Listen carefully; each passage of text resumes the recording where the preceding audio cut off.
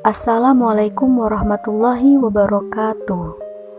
Pada video ini, kita akan membahas tokoh pendidikan Islam di Indonesia, yaitu Buya Hamka. Buya Hamka lahir pada tanggal 17 Februari 1908 di Kampung Molek, Maninjau, Sumatera Barat, dari pasangan Dr. Haji Abdul Karim Amrullah atau Haji Rasul dan Siti Sofia binti Gelanggar yang bergelar Bagindo Nan Batuah.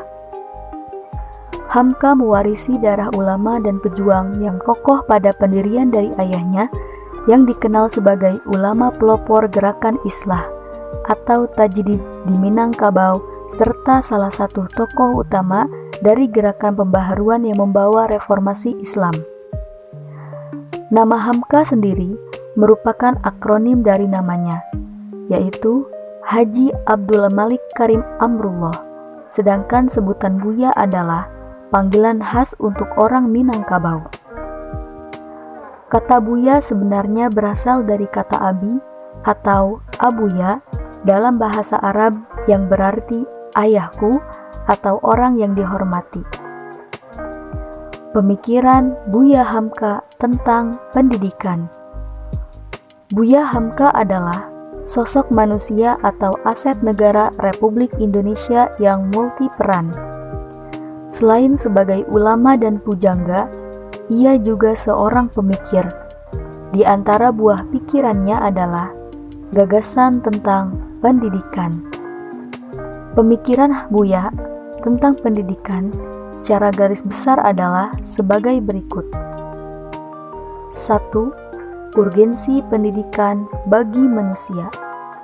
Hakikat pendidikan menurut Hamka terbagi menjadi dua bagian, yaitu pertama, pendidikan jasmani, yaitu pendidikan untuk pertumbuhan dan kesempurnaan jasmani serta kekuatan jiwa dan akal.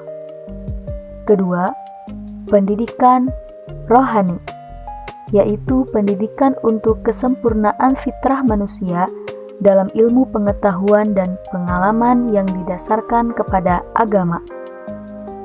Kedua unsur jasmani dan rohani tersebut memiliki kecenderungan untuk berkembang, dan untuk menumbuh kembangkan keduanya adalah melalui pendidikan. Karena pendidikan merupakan sarana yang paling tepat dalam menentukan perkembangan secara optimal kedua unsur tersebut. 2. Terminologi dan tujuan pendidikan Islam. Buya Hamka membedakan makna pendidikan dan pengajaran. Menurutnya, pendidikan merupakan serangkaian usaha yang dilakukan oleh pendidik untuk membentuk watak, budi pekerti, akhlak, dan kepribadian peserta didik sehingga ia bisa membedakan mana yang baik dan mana yang buruk. Sedangkan pengajaran adalah upaya untuk mengisi intelektual peserta didik dengan sejumlah ilmu pengetahuan. Perbedaan kedua pengertian tersebut sebetulnya hanya pada maknanya saja, namun secara esensi ia tidak membedakannya. Kedua kata tersebut memuat makna yang integral dan saling melengkapi dalam rangka mencapai tujuan yang sama. Sebab setiap proses pendidikan di dalamnya terdapat proses pengajaran. Tujuan dan misi pendidikan akan tercapai melalui proses pengajaran. Demikian pula sebaliknya. Proses pengajaran tidak akan banyak berarti bila tidak dibarengi dengan proses pendidikan. Buya Hamka juga berpendapat bahwa berdasarkan akalnya manusia dapat menciptakan peradaban dengan baik. Tentu, fenomena ini dapat dilihat dari sejarah manusia di muka bumi. Di samping itu, fungsi pendidikan tidak hanya sebagai proses pengembangan intelektual dan kepribadian peserta didik saja. Akan tetapi, proses sosialisasi peserta didik dengan lingkungan di mana tempat ia berada. Adapun tujuan pendidikan menurut Buya Hamka memiliki dua dimensi, bahagia di dunia dan di akhirat. Untuk mencapai tujuan tersebut, manusia harus menjalankan tugasnya dengan baik, yaitu beribadah. Oleh karena itu, segala proses pendidikan pada akhirnya bertujuan agar dapat menuju dan menjadikan anak didik sebagai abdi Allah yang baik. 3. Tugas dan tanggung jawab pendidik. Menurut Buya Hamka, tugas dan tanggung jawab seorang pendidik adalah memantau, mempersiapkan, dan menghantarkan peserta didik untuk memiliki pengetahuan yang luas, berakhlak mulia, dan bermanfaat bagi kehidupan masyarakat. Untuk menjelaskan hal ini, ada 3 institusi yang bertugas dan bertanggung jawab. Pertama, keluarga atau lembaga pendidikan informal. Dalam Islam, keluarga dikenal sebagai yusroh atau nasob. Keluarga juga dapat diperoleh lewat persusuan dan pemerdekaan. Pentingnya serta keutamaan keluarga sebagai lembaga pendidikan Islam disyaratkan dalam Al-Quran. Hal ini dipraktikkan Nabi dalam sunnahnya. Di antara orang yang dahulu beriman dan masuk Islam adalah anggota keluarganya, yaitu Khadijah, Ali bin Abi Thalib, dan Zaid bin Harisah. Kedua, sekolah atau lembaga pendidikan formal. Hadari Nawawi mengelompokkan lembaga pendidikan sekolah kepada lembaga pendidikan yang kegiatan pendidikannya diselenggarakan dengan sengaja, berencana, sistematis, dalam rangka membantu anak dalam mengembangkan potensinya agar mampu menjalankan tugasnya sebagai khalifah Allah di bumi. 3. Masyarakat atau lembaga pendidikan non-formal. Lembaga pendidikan non-formal adalah lembaga pendidikan yang teratur namun tidak mengikuti peraturan-peraturan yang tetap dan ketat. Hampir sejalan dengan pengertian tersebut di atas, Abu Ahmadi mengartikan lembaga non-formal itu kepada semua bentuk pendidikan yang diselenggarakan dengan sengaja, tertib, dan terencana di luar kegiatan lembaga sekolah. Adapun syarat-syarat menjadi seorang guru menurut Buya Hamka demi mewujudkan pendidikan yang ideal adalah sebagai berikut.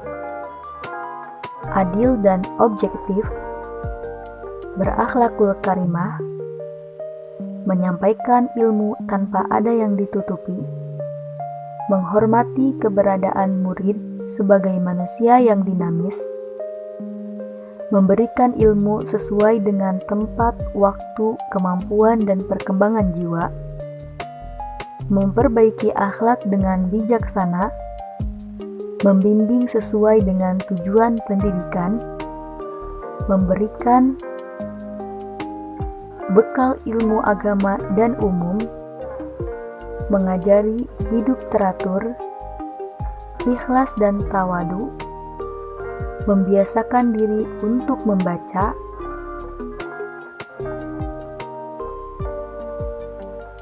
Empat, kurikulum.